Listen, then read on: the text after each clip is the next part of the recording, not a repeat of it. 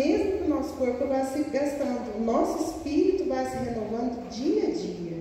E essa pequena e passageira aflição que sofremos vai nos trazer uma glória enorme e eterna, muito maior do que o sofrimento, porque nós não prestamos atenção nas coisas que se veem, mas nas coisas que não se veem. Pois o que pode ser visto dura apenas um pouco, mas o que não pode ser visto dura para sempre. Amém. Que é a vida eterna. Se nós vivemos 100 anos aqui comparado à vida eterna, é muito pouco. Então, assim, essa aflição de passar pelo tratamento é pequena, perto do que Deus tem reservado para nós, né? E nós cantamos aqui agora há pouco, né? Lá não vai haver mais dor, lá não vai haver mais tristeza, não vai haver mais morte, não vai haver mais nada. Jesus pagou o preço por nós, né? Nós não temos que pagar mais preço nenhum. Porque muitas vezes a pessoa recebe um diagnóstico de câncer e fala assim, é castigo. É castigo porque eu desviei, é castigo porque eu fiz isso, é castigo, a genética é castigo.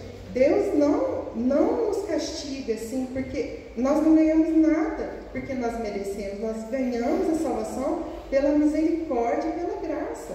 Então não tem essa que a pessoa fala assim, eu faço tudo certo, por isso que eu vou ser salvo. Não. Você vai ser salvo porque Jesus pagou o preço pela sua salvação. Amém. Por nós, nenhum de nós merecemos a salvação. É só porque Ele nos ama que Ele nos dá a salvação. Então, câncer não é castigo, câncer não é tratamento. Deus pode usar um câncer, pode usar uma doença para nos resgatar, para nos usar através disso. Mas não é através disso, nós não vamos pagar o preço, porque Jesus já pagou esse preço por nós. Amém. Pode passar, por favor. Aí, aqui eu já comentei um pouco, porque aí o Gabo, ele nasceu através de uma ação de uma mulher para levar uma tarde de autoestima para mulheres se cuidarem, para as mulheres poderem enxergar uma luz no fim do túnel, né? Porque quando você está careca, inchado, assim, muitas vezes as mulheres, a maior parte, tem muita dificuldade com relação à perda dos cabelos, né? Eu conheço muitas que durante o processo, assim, eu já tenho 4 meses que eu terminei o tratamento, meu cabelo está desse tamanho. Tem muitas que ficam com a peruca e esquenta, gente. Eu não tive muita paciência de usar a peruca, não. Fica com a peruca esquentando a cabeça, enquanto o cabelo encaixar nela, elas não tiram a peruca. Tamanho é a dificuldade de aceitar essa perda. E eu só consegui ter essa dimensão, que não é estética, agora nesse segundo tratamento. Porque aí eu fiz o primeiro tratamento em 2019, continuei, pode passar, por favor, continuei o processo de acompanhamento, pode passar mais um também, né?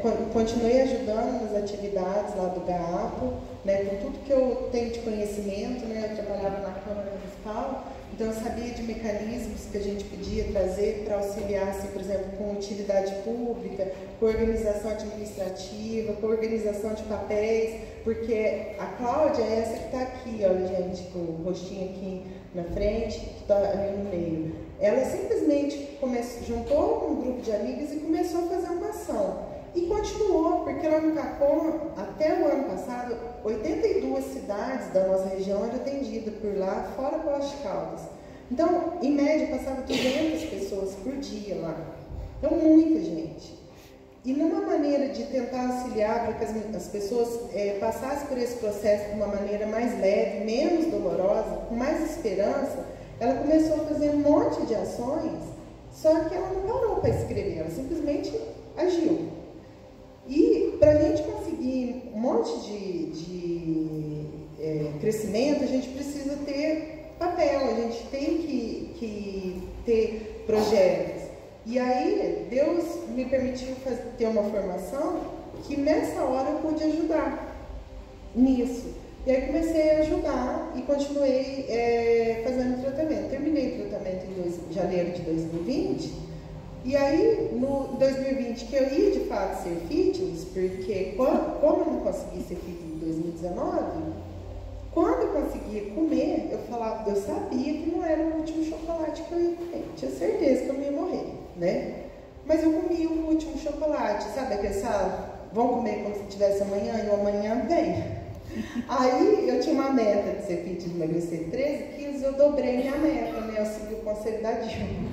Eu dobrei minha meta, e aí acabou o tratamento e eu lá com a meta dobrada, e aí que veio a pandemia. E aí eu falei, ai meu pai, tudo que eu preciso agora para ser fitness é uma pandemia, né? E já fiz o teste de genético para confirmar se de fato a gente tinha essa mutação. Infelizmente confirmou, a gente tem essa mutação. Nós somos em 4 irmãs.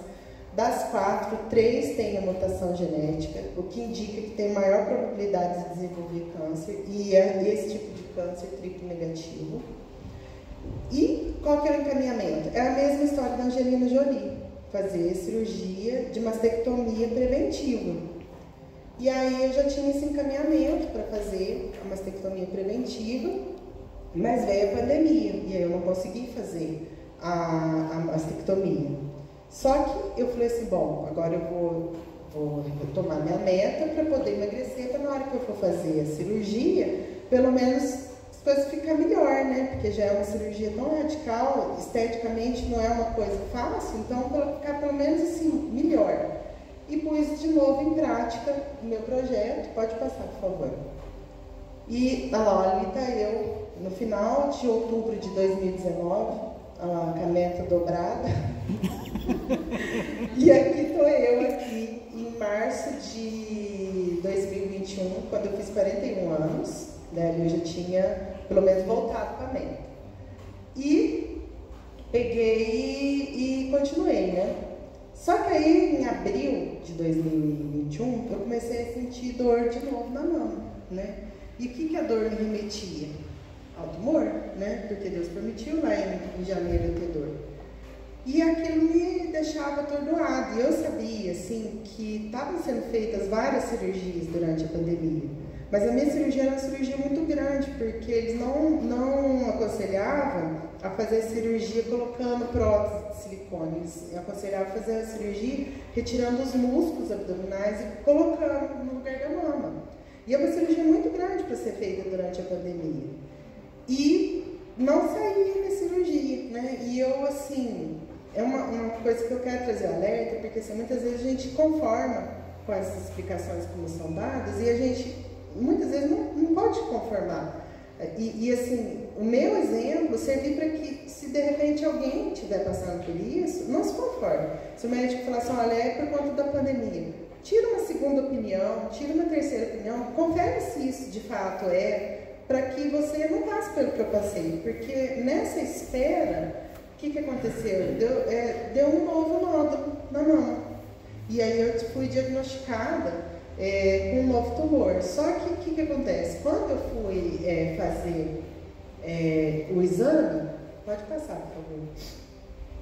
Aqui em outubro de 2020, gente, o primeiro testemunho que eu dei, que aí eu já estava também ajudando, e aí comecei a trabalhar também, levando informação, como eu estou fazendo aqui, a gente conseguiu levar isso também em 2020, mesmo com a pandemia. Foi no único lugar que eu fui, mas foi uma bênção, sabe? Pode passar. E aí, eu fiz uma ressonância, graças ao meu oncologista, porque o mastologista e o cirurgião plástico não estavam nem me atendendo mais. O mastologista me deu simplesmente o papel e falou assim, olha, minha parte eu fiz, agora depende do cirurgião. E o cirurgião fazendo cirurgias estéticas, que é muito rápido, lucrativo. Imagina, fazer uma cirurgia que é no mínimo 12 horas, né? Mínimo 8 horas, né? Não tinha muita vantagem para ele.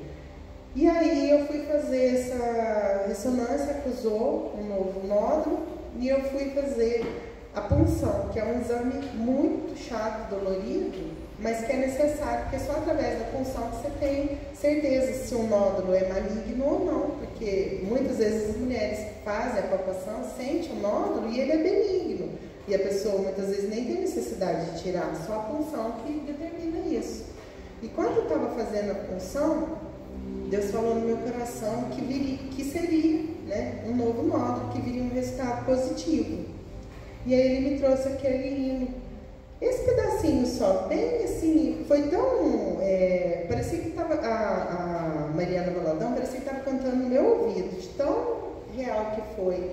E eu nem sentia a dor da punção, que aí é aquela parte que falava assim, ó, realiza o impossível, para ele nada é tão difícil, e o maior milagre já operou em mim. E eu fiquei com isso, né? Eu falei, nossa, então ele vai operar o milagre, vai vir positivo, mas ele vai me operar o milagre. E aí, pode passar, por favor. E aí, eu fiz a cirurgia, hoje está fazendo 1 ano que eu fiz essa cirurgia, graças a Deus, né? Veio o resultado, como tinha falado, só que eu ainda estava esperando a reversão desse resultado. Aí fui, cortei o cabelo de novo, na esperança que eu ia ficar com o meu cabelinho agora que ele estava bonitinho de novo. Mas não foi. Pode passar, por favor.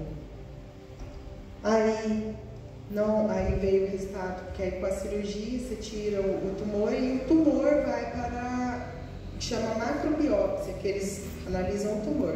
E aí veio o resultado que não era,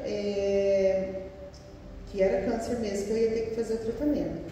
E no dia que eu recebi o protocolo, que foi 3 vezes maior do que o primeiro que eu tinha feito, eu fiquei arrasada. E Satanás usou o livro Uma Vida com Propósito para poder me desanimar e falar assim, porque tem uma parte do livro que fala assim que muitas vezes Deus permite o sofrimento para que as pessoas busquem Ele, porque tem muitas pessoas que só buscam a Deus no sofrimento, só lembra de Deus na hora que está no sofrimento, só na hora que o avião está caindo, que lembra, né? Até o ateu vira crente, né? Pô, Deus, socorre. E o diabo trouxe isso na minha mente, falou assim, olha, aí eu falei, Deus, mas não é possível que eu já estou no teu propósito, eu já estou aqui, e eu vou ter que passar por isso de novo, né, para poder te servir. E aí Deus me trouxe um versículo que eu tinha recebido de quando eu tinha 12 anos lá na igreja. Josué 1:9, fala, lembra da minha ordem, seja forte e corajoso, não fique desanimado, nem tenha medo, porque eu, Senhor teu Deus, estarei com você em qualquer lugar para onde for. E Deus me trouxe isso, e aí eu fui ler o capítulo 1 de Josué, que Deus me levou para esse momento.